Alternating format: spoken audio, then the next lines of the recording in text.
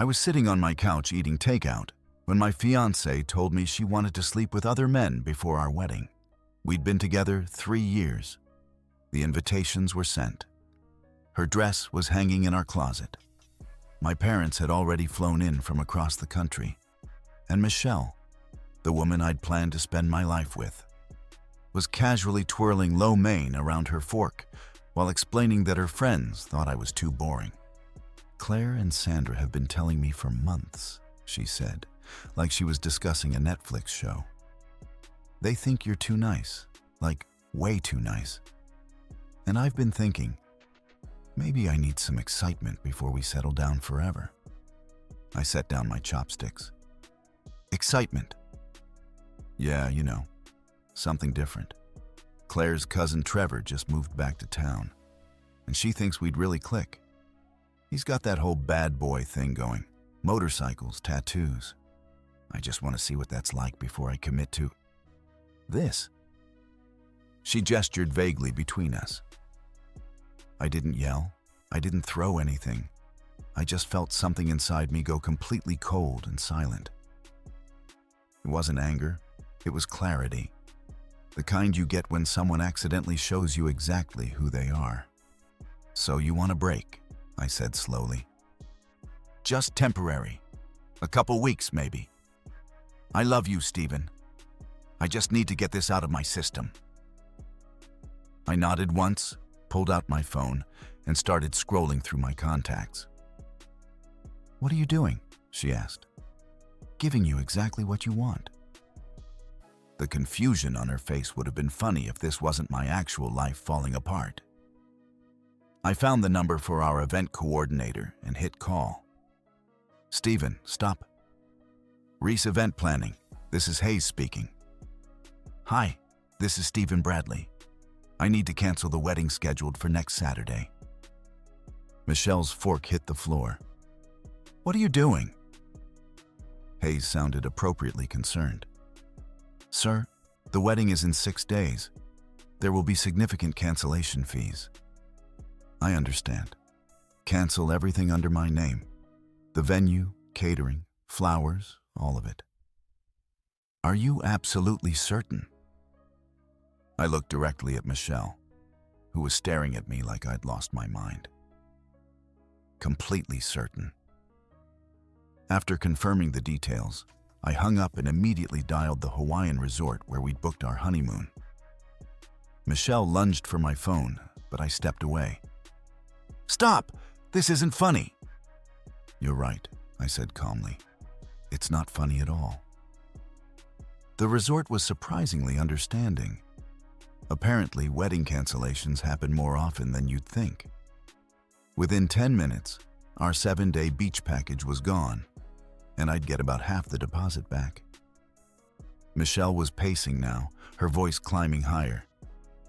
"You can't cancel our wedding just because I mentioned wanting some space." "Space?" I almost laughed. "You specifically said you want to date other men. You mentioned Trevor by name. That's not space, Michelle. That's ending the relationship." "But I said it was temporary." "Nothing about this is temporary." I scrolled to our photographer's contact. "You made your choice the second you decided 3 years together wasn't enough." She grabbed my arm. "Please stop making calls. We can talk about this." I gently pulled away and kept dialing. The photographer answered on the first ring. I canceled our Saturday shoot, then the florist, then the DJ. With each call, Michelle looked more panicked, more desperate. Good. Maybe she was finally understanding what consequences felt like. "My parents are flying in tomorrow," she said, her voice breaking. "Then you better call them. I'm sure they'll love hearing why their daughter decided to shop around for better options 6 days before her wedding." I walked toward our bedroom to start packing. She followed, practically yelling now. "Where are you going?"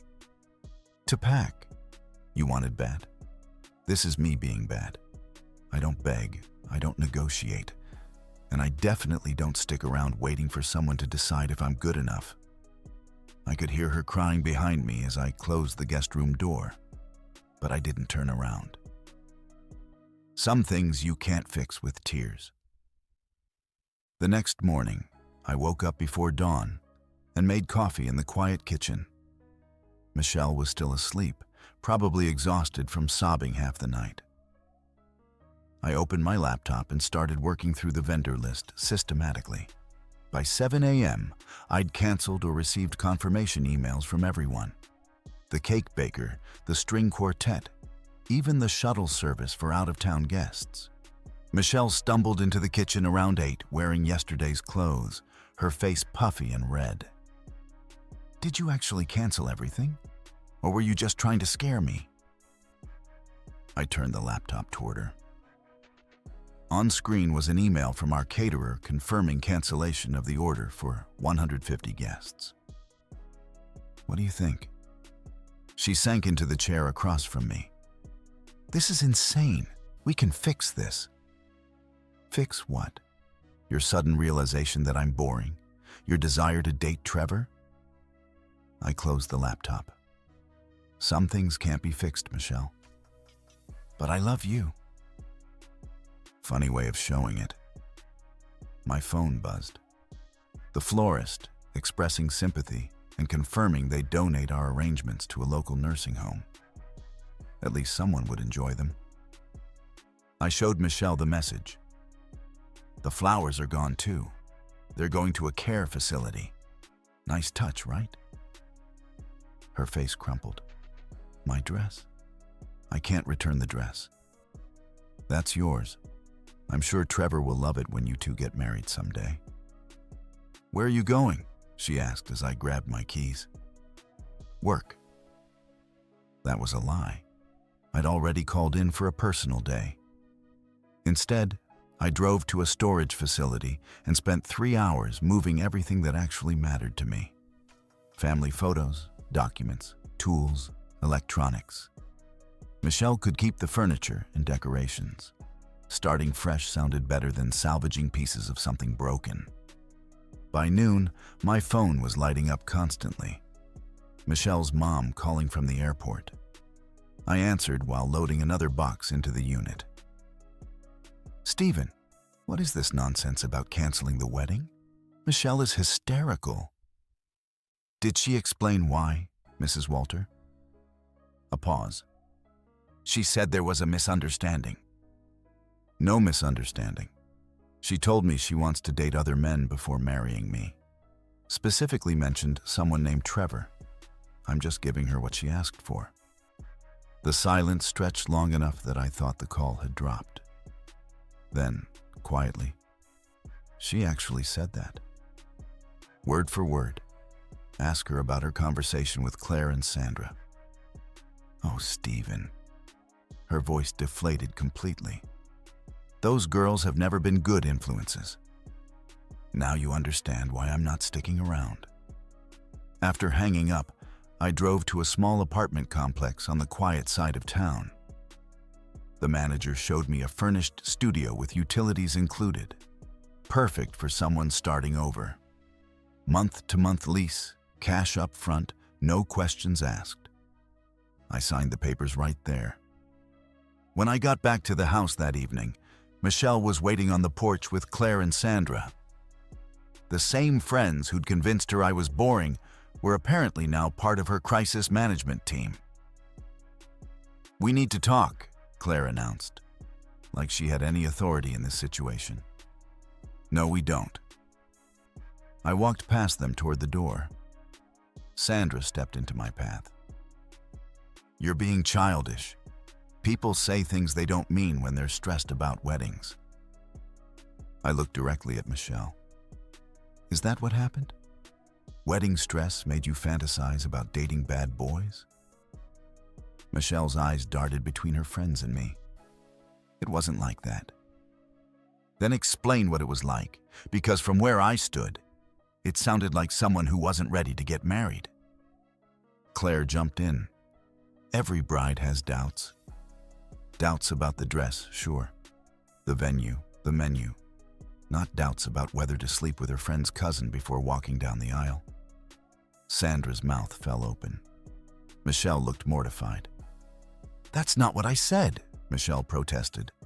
"That's exactly what you said. You wanted to date Trevor because he's exciting and I'm boring." I unlocked the door. "Congratulations. You're now free to find all the excitement you want." As I closed the door behind me, I heard Claire whisper urgently, "Michelle, what did you actually say to him?" Too late for damage control now. Thursday morning brought authentic panic to Michelle's voice when she called me at work. "The venue says they have no record of our reservation." I leaned back in my chair, watching morning traffic through the window. "That's because there isn't one anymore." "But I called them yesterday, and they said everything was fine." "You called before I finished canceling everything. Try the caterer next." "Stephen, please. My parents are here. My aunt flew in from Denver. Everyone's asking about rehearsal dinner details." "Sounds like you have a lot of explaining to do." "This isn't funny." "You're absolutely right. What's also not funny is your fiancée casually mentioning she wants to date other men a week before her wedding." Silence, then smaller. "I know I messed up." "Messed up implies an accident. This was a conscious decision to prioritize your friend's opinions over our relationship." "Can we please just talk tonight, face to face?"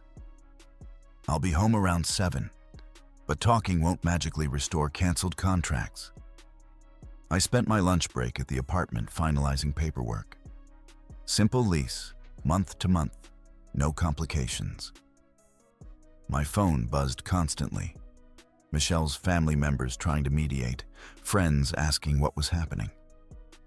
Even Michelle's dad called, and surprisingly, he got it. "Son, I've known you 3 years. You're not impulsive. If you canceled everything, you had good reason." "She wants to date other people before marrying me, Mr. Walter." "Would you have married Mrs. Walter if she'd said that to you?" He laughed, but there was no humor in it. "Hell no, I'd have run for the hills." "Then you understand my position completely." When I arrived home that evening, Michelle was pacing the living room while her parents sat stiffly on the couch. The atmosphere felt like a wake. "Stephen?" Mrs. Walter stood immediately. "We need to discuss this rationally." There's nothing irrational about my response. Your daughter asked for space to date other men. I'm giving her exactly that. Michelle turned toward me, eyes swollen from crying. "I called Claire's cousin, told him I'm not interested and never was." "Good for you. Doesn't that change things?" I set down my bag. "Michelle, let me ask you something. If I had casually mentioned wanting to sleep with other women before our wedding, how would you have reacted?" She opened her mouth, then closed it. "If I told you Anna from my office thinks you're boring and I needed excitement before settling down, what would you have done?" Her father shifted uncomfortably. Her mother looked mortified. "That's different," Michelle whispered. "How is it different?" "Because..." She couldn't finish. "Because you thought I'd just accept it. Because your friends convinced you I'm too nice to have standards." Mrs. Walter stepped forward. "Stephen, surely there's room for forgiveness. People say things they don't mean." She didn't say it in anger. She didn't say it during an argument. She said it while eating dinner, casual as discussing the weather.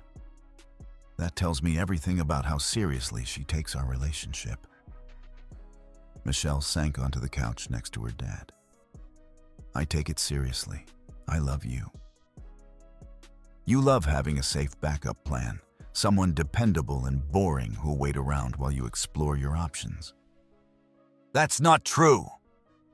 "Then explain why you felt comfortable discussing dating other men instead of, I don't know, talking to me about feeling unfulfilled in our relationship."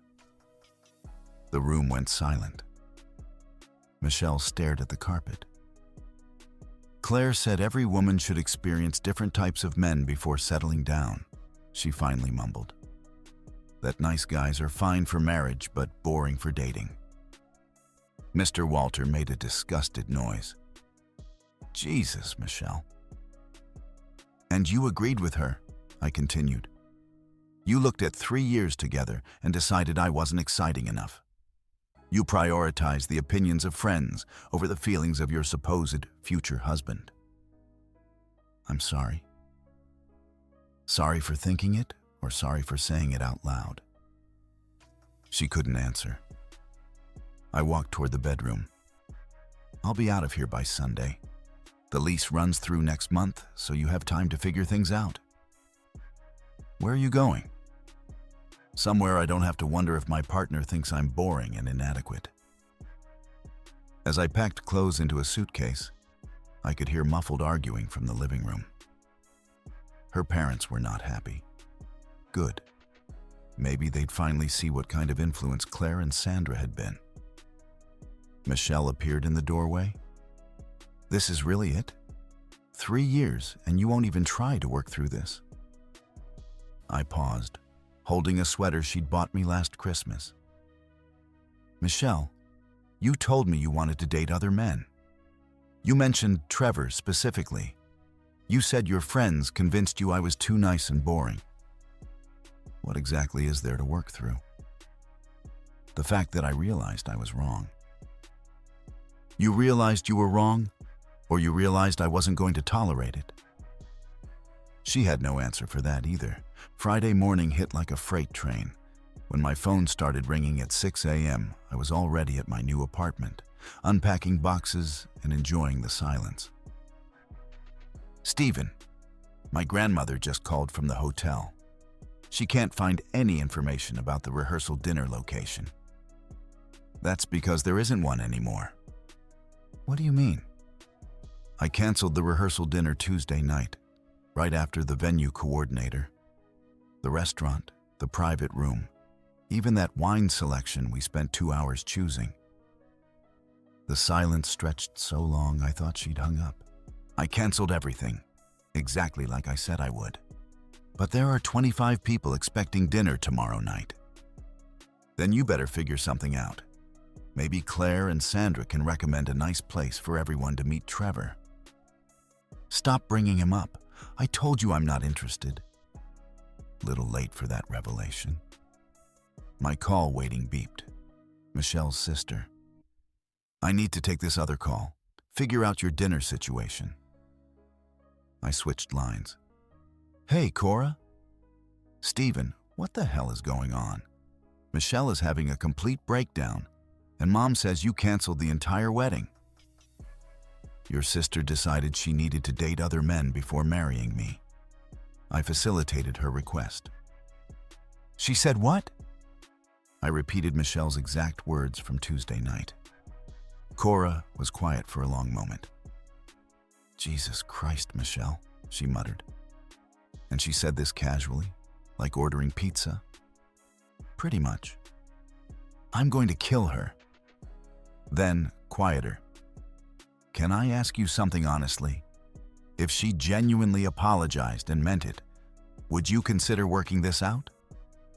I looked around my small studio apartment. Simple, quiet, peaceful.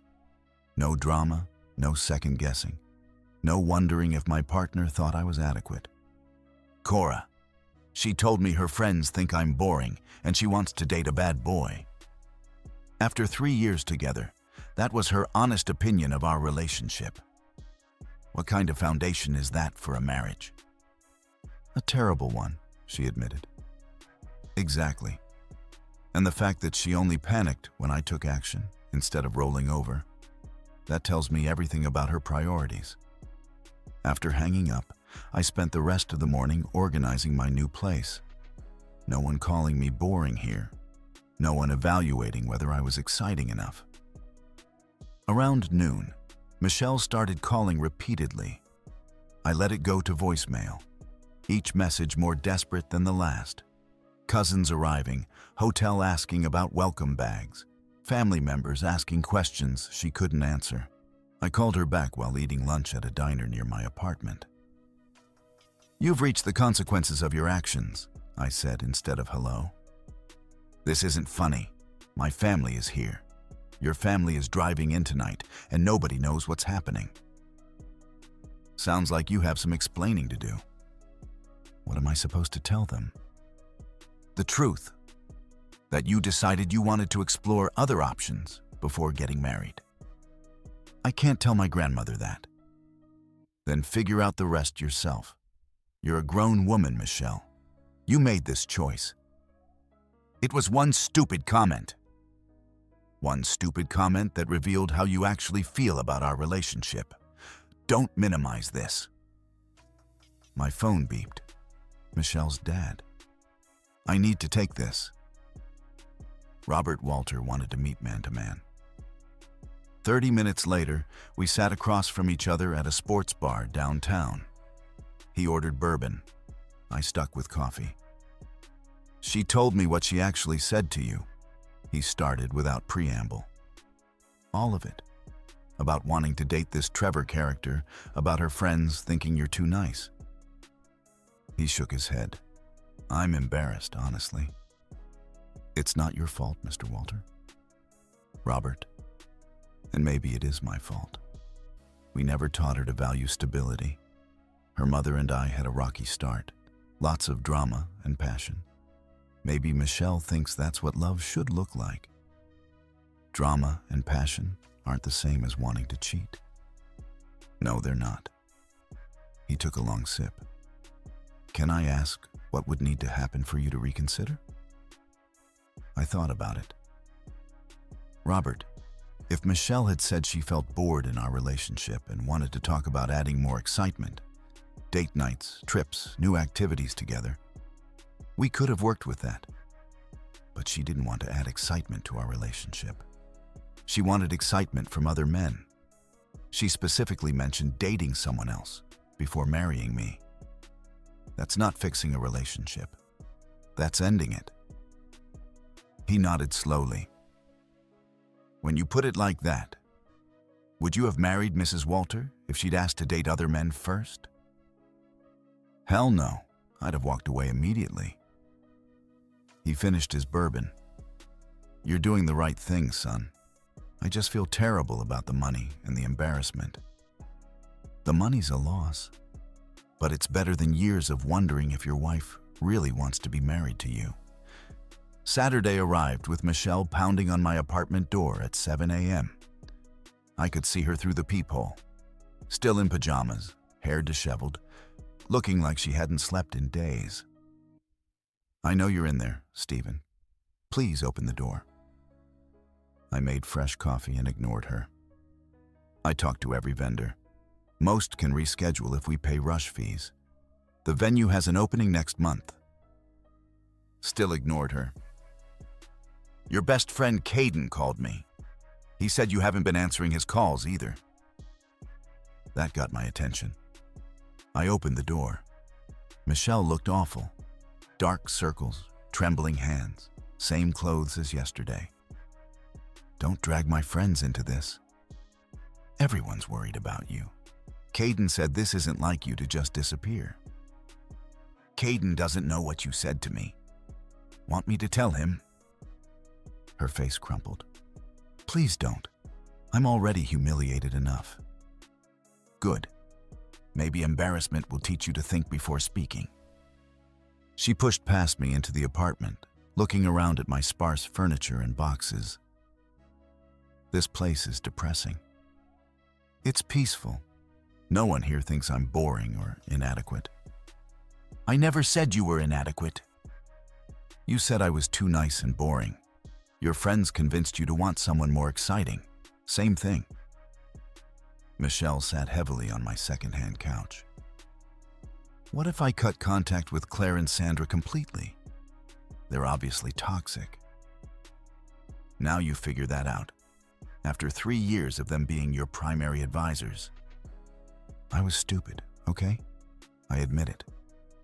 "Michelle, this wasn't a mistake. This was you revealing your honest feelings about our relationship. That's not true.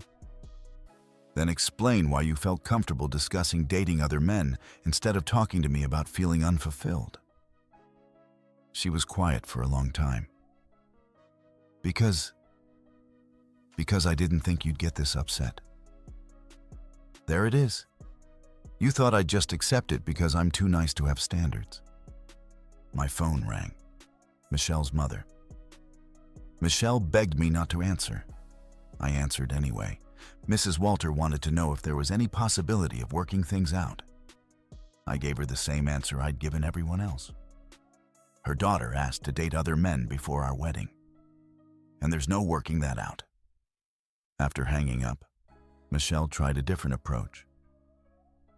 What if we postpone instead of cancel? Take time for couples counseling? Counseling for what? To help me become more exciting? To teach me how to be a bad boy? To help us communicate better? We communicated perfectly. You told me your friends think I'm boring and you want to date other men. Message received loud and clear. She stood up and started pacing. What do you want from me? I've apologized. I've offered to cut contact with Claire and Sandra. I've begged you to reconsider. What else can I do? Nothing. Because this isn't about what you said. It's about what you revealed about how you see me and our relationship. I don't see you as boring. You literally said your friends convinced you I was too nice and boring. But I disagreed with them. No, Michelle, you agreed with them. That's why you felt comfortable asking for a break to date other men. She sank back onto the couch, defeated. So that's it. 3 years together and you're just done. I'm done accepting disrespect. I'm done being someone's safe backup plan while they explore better options. She had no answer. Around noon, Caden showed up looking confused and concerned. Dude, what the hell? Michelle said you canceled your wedding because she made some comment about wanting space. She told you it was about wanting space? Yeah. Said you overreacted to her mentioning needing time to think. I explained what Michelle had actually said. Caden's expression shifted from confusion to disgust. She wanted to date other guys before your wedding? And she mentioned a specific guy? Trevor, her friend's cousin, the bad boy type. Caden shook his head. Jesus, man. I thought you were having some kind of breakdown. But if she actually said that, you did the right thing. That's not pre-wedding jitters. That's someone who's not ready to be married. Exactly. He stayed for an hour, helping me unpack boxes. Before leaving, he grabbed my shoulder. For what it's worth, you're not boring. You're dependable, loyal, and honest. If she can't appreciate that, it's her loss. Sunday was supposed to be everyone recovering from our reception. Instead, they all flew home early, confused and disappointed. But I was starting fresh, finally free from wondering if I was good enough. 6 months later, I was sitting in my favorite coffee shop when Michelle walked in.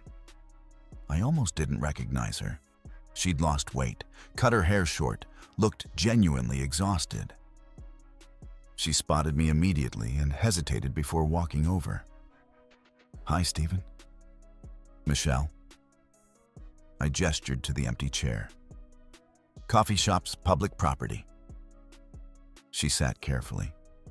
How have you been? Good. You? Honestly? Terrible. She fidgeted with her purse strap. I guess you heard about Claire and Sandra. I hadn't, but I waited. They're not speaking to me anymore. Turns out they were never actually my friends. Claire admitted she was jealous of our relationship and wanted to see it fail. Sandra went along with it because she thought it was funny. Interesting. They spent 3 years undermining us, and I was too stupid to see it. Her voice was barely above a whisper. I lost everything. because I listened to people who wanted to destroy my happiness. You lost everything because you prioritized their opinions over your relationship. She nodded miserably. I know. I've had 6 months to think about what an idiot I was. I sipped my coffee and waited. I tried dating Trevor, she continued. Lasted exactly 2 weeks. He's a selfish jerk who only cared about himself. Everything Claire said about bad boys being exciting was complete garbage. Sorry to hear that. No, you're not, and you shouldn't be. She finally looked directly at me. You were right about everything. I wasn't ready to get married because I didn't appreciate what I had. Glad you figured that out. Did you? She paused. Did you ever think about trying again with us? I leaned back, studying her face. The desperation was still there, but mixed with genuine regret now. Michelle, can I ask you something? Sure. If I hadn't canceled the wedding, if I just accepted what you said and waited around while you explored your options, where do you think we'd be now? She was quiet for a long time. Probably divorced within a year. Why? Because I would have taken you for granted. I would have assumed you'd always be there, no matter how I treated you. Her voice broke slightly. I didn't respect you enough to be a good wife. And now I understand what I lost. But I also understand why you won't take me back. I finished my coffee and stood up. Michelle, I hope you find someone who makes you happy. But more importantly, I hope you become someone who deserves happiness. Are you happy? She asked as I gathered my jacket.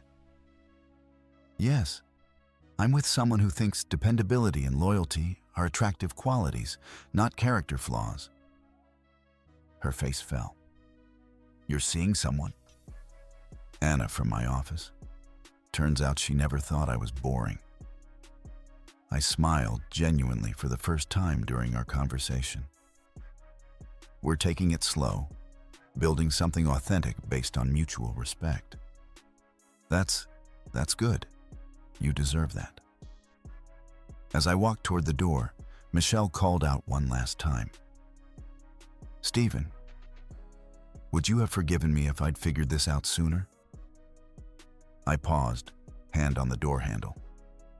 Michelle, you didn't figure anything out. You just ran out of options and got scared. If Trevor had worked out, you'd still think I was the boring guy who overreacted. That's not true. It is true. You only want me back because dating a bad boy didn't work out the way Claire promised. I left her sitting alone at the table, probably crying again. But this time, her tears weren't my responsibility. Walking to my car, I thought about how different my life had become. The apartment had turned into a comfortable home. Work was less stressful without wedding planning consuming my evenings. Anna and I had genuine fun together without constantly evaluating whether I was exciting enough. Most importantly, I'd learned the difference between being nice and being a pushover. Being nice meant treating people with respect and kindness. Being a pushover meant accepting disrespect to avoid conflict. Michelle had confused the two, and it cost her everything. 3 months after our coffee shop encounter, I heard through mutual friends that Michelle had moved back in with her parents and started therapy. Good for her. Everyone deserves the chance to grow and improve. But growth doesn't erase consequences. Some mistakes are too big to fix, and some trust, once broken, can never be fully repaired. I learned that being bad sometimes means having enough self-respect to walk away from people who don't value you. It means enforcing boundaries and accepting that not everyone will like or understand your decisions. Michelle wanted excitement and adventure. She got it, just not the way she expected. As for me, I found something better than excitement. I found peace, respect, and a partner who actually wants to be with me. Turned out the nice guy didn't finish last after all. He just stopped racing with people who were running in the wrong direction. Our story has come to an end. If you've made it this far, how about subscribing to our channel? It helps us immensely. I've selected 2 other videos for you that I'm sure you'll enjoy. Feel free to click on them. I'll be waiting for you in the next story. See you soon.